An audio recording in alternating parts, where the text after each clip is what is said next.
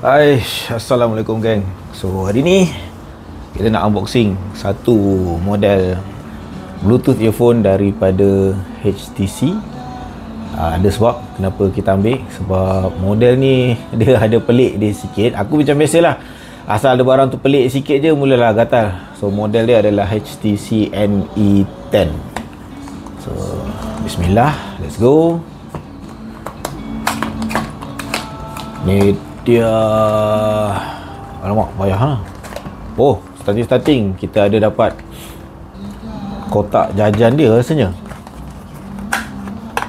Kasar sikit unboxing Okay, betul. So ni kotak kosong dia, kita letak belakang. Kita tengok apakah jajan yang dia berikan. Wow baby. Dapat Ultra UV light. Functional. Okey, ada lampu UV. Kemudian kita ada dapat satu lanyard. Sorry lah aku duk tergelak sebab aku tak boleh move on. Dapat torchlight, dapat flashlight kan. And kita akan dapat satu USB Type A ke Type C. Okay, kotak dah habis, kosong. Tinggal tolak tepi. Seterusnya kita ada quick start guide untuk model ni, manual dia. And then dia ada bagi, okay, kerap juga model daripada HTC ni jenis yang boleh translate, di mana di dalam sini lah kau boleh download apps untuk synckan dengan kau punya earphone. Dan ni apa ni? Okay, dia tunjukkan irradiation with ultraviolet light. Apa hal benda lah tu? Jom kita tengok kejap lagi. So ni dia earphone daripada HTC.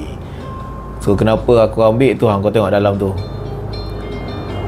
Itu bukan grafik bukannya screen tapi memang dia ada pasir-pasir yang yang berwarna dekat dalam dia punya casing. Kita buka. Okay, aku keluarkan sebelah earphone dia. So ini adalah jenis yang floating earphone.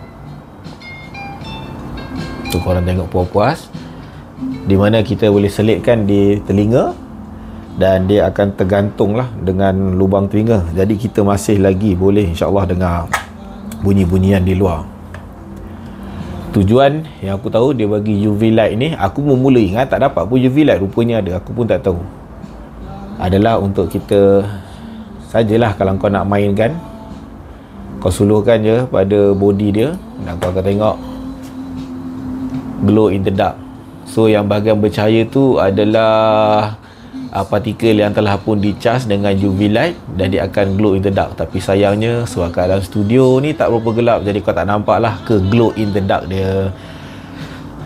Dan barang ni nak cas dia Type C, cocok di sini.